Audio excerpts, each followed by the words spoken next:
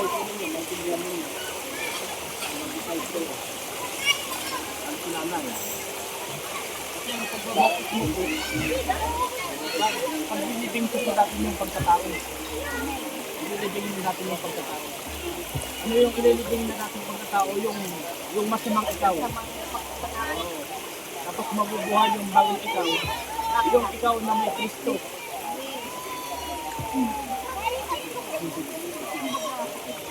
Kaya kung gusto niya talagang tuluyang mamatay, yung dating pagkatao, pag lubog namin, matagal, 5 minutes. Wala na mo pakakita.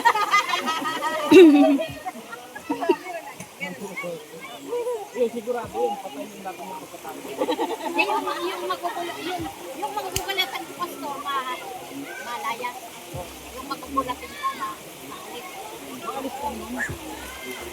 Kasi pag sineryoso po ninyo ang baptismo, pag sineryoso po ninyo, gusto po ng Diyos yung Holy Spirit na tinatawag. Yun ay kung sineryoso ninyo.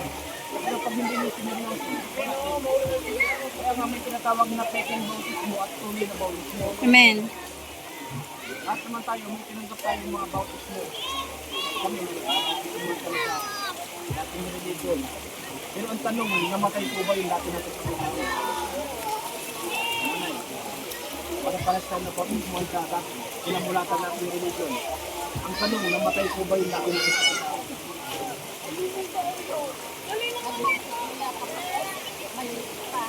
Oh. Kaya, yun nga po eh. Ano po bang tunay ng bautismo? Maliit pa o malaki na? Alam niyo natin na malaki na. Matanda na kayo.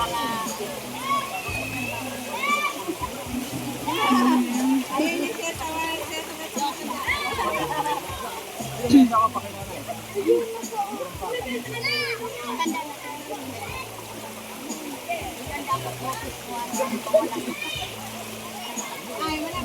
Kailangan mo una.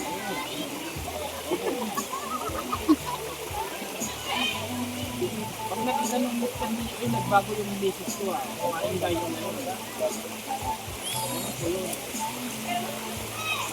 pag minsan, pasyal kayo din sa church. Tama ng sinangay. Pag nagulat kayo, hallelujah. Amen.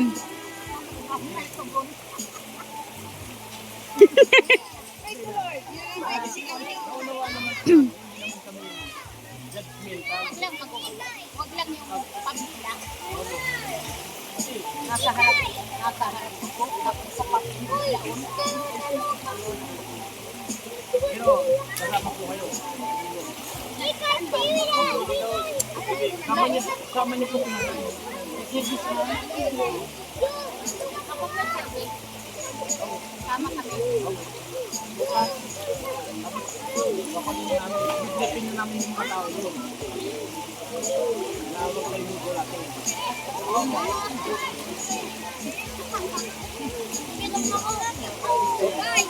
Pinajan mo lang, kababantayan. Alam niyo na yung office mo, malaki lang. Simula, maupo ka din. Kasi ito minsan eh, kahit alam niyo, yun naman yung ginagawa.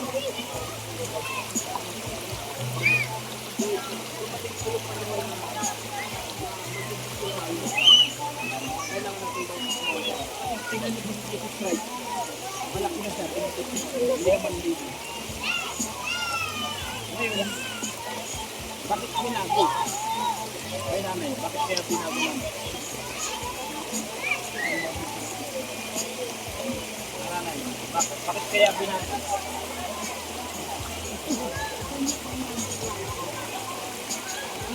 Kaninong trabaho po yung pan, yung binabago niya, yung salita ng Diyos?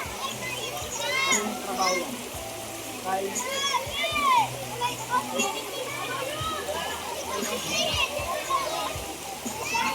sa Garden of Eden pa lang po, sabi ng Diyos, huwag kayong kakain. Sabi ni Satanas, hindi tutulan. Ibig sabihin trabaho po ni Satanas na baguhin yung salita ng Diyos. Ay ngayon, ang sabi sa Bible, salita ng Diyos, dapat malaki na kayo bago. Ibinago. Ginawang sanggol. Kaya na po bang mag-sisig ng baby namin?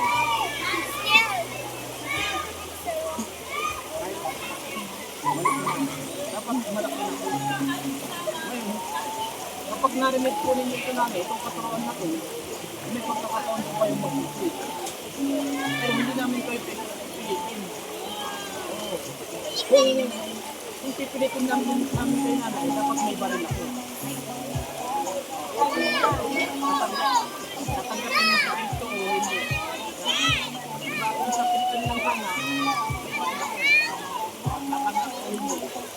Okay mo o hindi. Kapag ayaw lang mo sa ito lang nyo, mapakinggan nyo at kayo mismo mag-isip.